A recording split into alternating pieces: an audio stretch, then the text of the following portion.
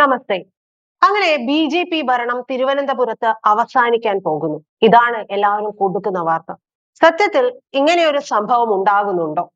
അത് അന്വേഷിക്കേണ്ടതാണ്. അല്ലെങ്കിൽ ഈ ഒരു അവിശ്വാസ പ്രമേയം കൊണ്ടുവരുന്നു എന്ന് പറഞ്ഞപ്പോൾ മേയർ വി രാജേഷ് എന്താണ് പറഞ്ഞത്? വെരി ഗുഡ്, വാ വാ, വേഗാവട്ടെ മക്കളെ, നിങ്ങൾ അവിശ്വാസ പ്രമേയം കൊണ്ടുവരൂ എന്നാണ് അദ്ദേഹം പറഞ്ഞത്. അങ്ങനെ മേയർ വി രാജേഷ് ഒരു കാര്യം പറയണമെന്നുണ്ടെങ്കിൽ ഉറപ്പായിട്ടും അതിന് പിന്നിൽ കൃത്യമായിട്ടുള്ള അജണ്ടകൾ കാണണം എന്നുള്ളത് തന്നെയാണോ ഉറപ്പിച്ച് പറയാനുള്ള കാര്യം. കൗൺസിലർമാരുടെ സത്യപ്രതിജ്ഞ റദ്ദു ചെയ്തല്ലോ. കൗൺസിലർമാരുടെ സത്യപ്രതിജ്ഞയാണ് റദ്ദു ചെയ്തത്. രണ്ടാമത് സത്യപ്രതിജ്ഞ ചെയ്യണമെന്നാണ് പറഞ്ഞിരിക്കുന്നത്. ഈ സത്യപ്രതിജ്ഞ ചെയ്തിരിക്കണം എന്ന് പറയുന്നതിനിടയിലാണ് കോർപ്പറേഷനിൽ സംഘർഷമുണ്ടാകുന്നത്. ഈ സംഘർഷമുണ്ടാകുന്നതിനിടയിൽ മേയറുടെ കാലിന് പരിക്കേൽക്കുന്നു. ബാക്കിയുള്ളവർക്ക്, ഡെപ്യൂട്ടി മേയർക്ക് ഉൾപ്പെടെ പരിക്കേൽക്കുന്നു. ശരിയാണ്, അപ്പുറത്തെ വശത്തും ഒക്കെ പരിക്കേൽക്കുന്നുണ്ട്. സത്യത്തിൽ ഈ പരിക്കേറ്റത് പോലും ബി.ജെ.പിക്ക് ഒരു ഗുണമായി മാറില്ലേ എന്നുള്ള കാര്യം ഇതിനെ പടച്ചു വിട്ടവർ ചിന്തിച്ചിട്ടുണ്ടോ എന്നുള്ളതാണ് ഒരു സംശയം തോന്നുന്നത്. കാരണം ഇവര് സത്യത്തിൽ ബി.ജെ.പിക്ക് കയറി പോകാനുള്ള വഴിയാണോ അന്വേഷിച്ചുകൊണ്ടിരിക്കുന്നത്? ഇപ്പൊ അവിശ്വാസ പ്രമേയം കൊണ്ടുവരുന്നു എന്ന് പറയുന്നു. ഈ അവിശ്വാസ പ്രമേയം ശബരിനാഥന്റെ നേതൃത്വത്തിലാണ് കൊണ്ടുവരാൻ പോകുന്നത്. കൊണ്ടുവരട്ടെ, അത് വിജയിക്കുമെങ്കിൽ നല്ലത്. വിജയിച്ചില്ലെങ്കിൽ അവിടെയും ഗോളടിക്കാൻ പോകുന്നത് ബി.ജെ.പി. ആണ്. ഇവർ പറയുന്ന ഒരു സ്വതന്ത്ര അംഗത്തിന്റെ കാര്യമുണ്ട്. ആ സ്വതന്ത്ര അംഗം കൂടി മാറുകയാണെങ്കിൽ, അതായത് LDF-നൊപ്പമോ CPM-നൊപ്പമോ മാറിക്കഴിഞ്ഞിട്ടുണ്ടെങ്കിൽ ബി.ജെ.പിക്ക് അവിടെ പ്രശ്നമുണ്ടാകും. അങ്ങനെ പ്രശ്നമുണ്ടായി ബി.ജെ.പി. താഴെ പോവുകയാണ് എന്നുണ്ടെങ്കിൽ അവിടെ വേറൊരു കാര്യം കൂടി തെളിയും. ഈ ഇന്ത്യ സഖ്യം എന്ന് പറയുന്നതുണ്ടല്ലോ, അതങ്ങ് വാളയാർ ചെക്ക് പോസ്റ്റിനപ്പുറം മുതലാണ് എന്ന് പറയുന്ന ഒരു കാര്യം, ബി.ജെ.പി. ആരോപിച്ചുകൊണ്ടിരിക്കുന്ന ഒരു കാര്യം, അത് ഇവിടെ ഉണ്ട് എന്ന് പറഞ്ഞുകൊണ്ടിരിക്കുന്ന ഒരു കാര്യം, ആ കാര്യം സത്യമാണ് എന്ന് കൂടി തെളിയിക്കപ്പെടും. അവിടെ CPM കോൺഗ്രസ് ബി.ജെ.പി. ബന്ധം ഉന്നയിക്കുന്നതും കോൺഗ്രസ് നേരെ തിരിച്ച CPM ബി.ജെ.പി. ബന്ധം ഉന്നയിക്കുന്നതും ഒക്കെ വെറുതെയാണ് എന്നുള്ള ഒരു കാര്യം തെളിയിക്കപ്പെടുകയാണ് ചെയ്യുക. അതുകൊണ്ടാണ് മേയർ വി രാജേഷ് പറഞ്ഞത്, ഞങ്ങൾ ഇവിടെ 5 വർഷവും ഭരിക്കും, അതിലൊന്നും യാതൊരു മാറ്റവും ഉണ്ടാകില്ല. അതുകൊണ്ട് അവിശ്വാസ പ്രമേയം കൊണ്ടുവരട്ടെ എന്ന് തന്നെയാണ് മേയർ വി രാജേഷ് പറഞ്ഞിരിക്കുന്ന കാര്യം. ഇനി കോൺഗ്രസ് ഈ പറയുന്നത് പോലെ എങ്ങനെയാണ് അവിശ്വാസ പ്രമേയം കൊണ്ടുവരാൻ പോകുന്നത്? ഈ അവിശ്വാസ പ്രമേയം കൊണ്ടുവരണമെന്നുണ്ടെങ്കിൽ അവിടെ 1/3 അംഗങ്ങൾ വേണമെന്നുള്ളതാണ് ചട്ടം. ഈ ചട്ടം പാലിക്കാനായിട്ട് കോൺഗ്രസിന് കഴിയുമോ? ഞാൻ പറഞ്ഞില്ലേ, ഈ ഇന്ത്യ സഖ്യം എന്ന് പറയുന്ന കാര്യം ഇവരെങ്ങനെയാണ് വെളിച്ചത്ത് കൊണ്ടുവരാൻ പോകുന്നത്? അല്ലെങ്കിൽ ബി.ജെ.പി. ഇതിനെ സ്വാഗതം ചെയ്യുന്നുണ്ടെങ്കിൽ അതിന് പിന്നിലുള്ള ബി.ജെ.പിയുടെ അജണ്ട എന്താണ് എന്ന് കൂടിയാണ് പറഞ്ഞു വരുന്നത്. 34 പേരുടെ ഒപ്പ് വേണം. അപ്പോ കോൺഗ്രസിന് ആകെയുള്ളത് 20 അംഗങ്ങളാണ് എന്നുള്ളത് നമുക്കറിയാം. ഇനി അങ്ങനെ കൊണ്ടുവരുന്നുണ്ടെങ്കിൽ എങ്ങനെയായിരിക്കും? 20 അംഗങ്ങളേ ഉള്ളൂ, ബാക്കി 14 അംഗങ്ങൾ വേണം. ഈ 14 അംഗങ്ങളെ ഇവരെ എവിടെ നിന്ന് കൊണ്ടുവരും? അപ്പോ അത് സ്വാഭാവികമായും ചെന്ന് കലാശിക്കുക ഇന്ത്യ മുന്നണിയിലേക്കായിരിക്കും. അപ്പോ നിങ്ങൾ ഒന്നിച്ച് നിർത്തണം എന്നുള്ളതാണ്. നിങ്ങൾ ഒന്നിച്ച് നിൽക്കണം. നിങ്ങൾ അവിടെ ഇവിടെ നിന്നുകൊണ്ട് ബയ്യ പറയുന്ന ഒരു കാര്യം പുറത്ത് കാണിക്കണം എന്നുള്ളതാണോ ബി.ജെ.പി. ഉദ്ദേശിക്കുന്നത് എന്ന് കൂടി ഇതിലൂടെ തെളിയിക്കപ്പെടേണ്ടതുണ്ട്. അപ്പൊ അങ്ങനെയാണെങ്കിൽ ഒരു വട്ടം മാത്രമല്ല, ഇത് കൂടാതെ ഒരു വട്ടം ഇപ്പോൾ അവിശ്വാസ പ്രമേയം കൊണ്ടുവരണമെന്നുണ്ടെങ്കിൽ എന്ത് ചെയ്യണം? 6 മാസം കഴിയണം. ഈ 6 മാസം എന്ന് പറയുന്നത് ബി.ജെ.പിയെ സംബന്ധിച്ച് അടുത്ത പ്ലാൻ, പദ്ധതി കൊണ്ടുവരാനുള്ള ഒരു ടൈമാണ്.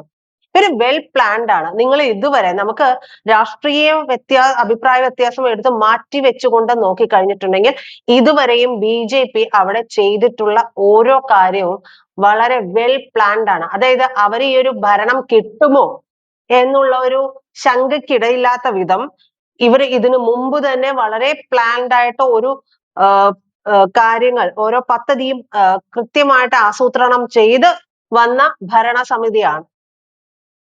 ഈ ഭരണസമിതി അങ്ങനെയാണ് വന്നിട്ടുള്ളത്. അങ്ങനെയല്ലേ ഓരോരോ കാര്യങ്ങളും, അതായത് നഗരവും ഗുണ്ടകളുടെ വിളയാട്ടവും ഉൾപ്പെടെ കയ്യേറ്റവും ഒക്കെ ഓരോ കാര്യവും ഉൾപ്പെടെ ഇവർ ചെയ്തു വന്നിട്ടുള്ളത് കൃത്യമായി പ്ലാൻ ചെയ്തുകൊണ്ടാണ്. എത്രയോ വർഷം CPM ഭരിച്ചിട്ട് ഈ ഒരു പ്ലാനിങ് ഇല്ലാത്തത് കൊണ്ടാണ് അവിടെ പ്രശ്നങ്ങൾ ഉണ്ടായിട്ടുള്ളത്. ഇപ്പൊ പറയുന്നു BJP വന്നപ്പോഴാണ് അവിടെ എന്താണ് ചെളിയും കൊണ്ടൊക്കെ നിറഞ്ഞിരിക്കുന്നത് എന്നാണ് പറയുന്നത്. അങ്ങനെ അതുവഴി പോകുന്ന സത്യസന്ധരായിട്ടുള്ള നാട്ടുകാരോട് ചോദിച്ചാൽ പറയും സത്യത്തിൽ അവിടെ എന്താണ് സംഭവിച്ചിട്ടുള്ളത് എന്നുള്ളത്.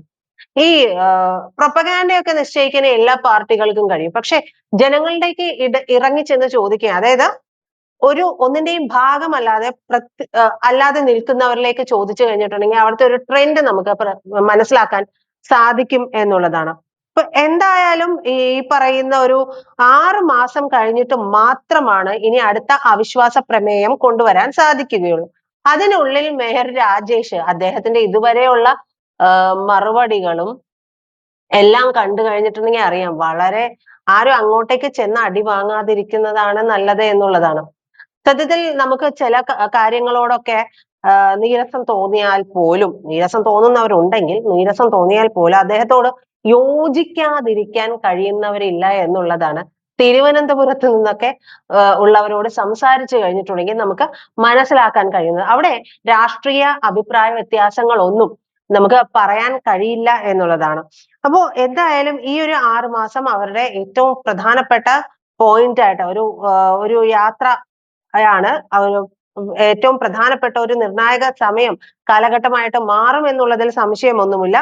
എന്തായാലും ഈ കൗൺസിലർമാരൊക്കെ വിചാരിച്ചതുപോലെ LDF-ന്റെ കൗൺസിലർമാർ വിചാരിച്ചതുപോലെ അവിടെ സംഘർഷം ഉണ്ടാവുക, എന്തായാലും അത് ഗുണകരമായിട്ട് മാറുക BJP-ക്ക്. അപ്പൊ കാലില് ഫ്രാക്ചർ വരുന്നുണ്ട് എന്ന് പറയുന്നു. എന്തായാലും കാലില് ഫ്രാക്ചർ വരുന്നു, ഡെപ്യൂട്ടി മേയർ അടക്കം ഹോസ്പിറ്റലൈസ്ഡ് ആവുന്ന ഒരു സാഹചര്യം ഉണ്ടാകുന്നു. ഇതിനിടയിൽ സുഗതന്റെ കാര്യം ചോദിക്കുന്നു, വാഴക്കോട്ട് കോണം കൗൺസിലർ ആയിട്ടുള്ള സുഗതന്റെ കാര്യവും ചോദിക്കുന്നുണ്ട്. അതിനൊക്കെയും VV രാജേഷ് മേയർ വളരെ കൃത്യമായിട്ട് മറുപടി പറയുന്നുണ്ട്. അപ്പൊ ഒന്നിനും മറുപടി ഇല്ലാതെ പോകുന്നില്ല. അതായത് ചക്ക എന്ന് പറയുമ്പോൾ മാങ്ങ എന്ന് പറയുന്ന ഒരു പരിപാടിക്ക് ഇദ്ദേഹം പോകുന്നില്ല എന്നുള്ളത് കൂടിയാണ്. അപ്പൊ 29-ന് നടക്കേണ്ട കൗൺസിൽ യോഗമാണ്. ഒന്ന് ആലോചിക്കണം, 29-ന് നടക്കേണ്ടുന്ന കൗൺസിൽ യോഗമാണ്. അപ്പൊ സുഗതൻ പങ്കെടുക്കരുതെന്ന് കരുതിയിട്ട് ഈ സുഗതൻ അറസ്റ്റിലാവുന്നു, ജയിലിലാണ്. അപ്പോ സുഗതൻ പങ്കെടുക്കരുതെന്ന് കരുതിയിട്ടാണ് എന്നുണ്ടെങ്കിൽ ഇപ്പൊ കഴിഞ്ഞ ഒരു ഇന്റർവ്യൂവിൽ അദ്ദേഹം പറയുന്നുണ്ട്, VV രാജേഷ് അദ്ദേഹം പറയുന്നത്, അദ്ദേഹം പങ്കെടുത്തതിന്റെ ഡീറ്റെയിൽസ് ഉണ്ട്, വീഡിയോ ദൃശ്യങ്ങൾ അടക്കമുണ്ട്, ബാക്കിയുള്ള കാര്യങ്ങളല്ലേ അത് ഹൈക്കോടതി പറയുന്ന മുറയ്ക്ക് നടക്കും. 4 ആഴ്ചക്കകം സത്യപ്രതിജ്ഞ രണ്ടാമത് ചെയ്യണമെന്നാണ് ഹൈക്കോടതി പറഞ്ഞിരിക്കുന്നത് എന്നും പറയുന്നുണ്ട്. അപ്പോൾ അവർക്ക് വളരെ ശുഭപ്രതീക്ഷയുണ്ട്. ആ ശുഭപ്രതീക്ഷ ഉണ്ടാകണമെന്നുണ്ടെങ്കിൽ അതിന് വേണ്ടുന്ന കൃത്യമായ പ്ലാനിങ് അവിടെ നടന്നു കാണണം. ഇതറിയാതെ അങ്ങ് ചെന്ന് കയറി കൊടുത്തു കഴിഞ്ഞിട്ടുണ്ടെങ്കിൽ കിട്ടുന്നതും വാങ്ങി പോക്കറ്റ് ഇട്ടുകൊണ്ട് വരാനേ സാധിക്കുകയുള്ളൂ. ഇമേജ് വർദ്ധിപ്പിക്കുകയല്ല സാധിക്കുക, ഇമേജ് താഴ്ത്താനേ സാധിക്കുകയുള്ളൂ എന്നുള്ളത്. എന്തായാലും 29-ന് നടക്കേണ്ടുന്ന കൗൺസിൽ യോഗം.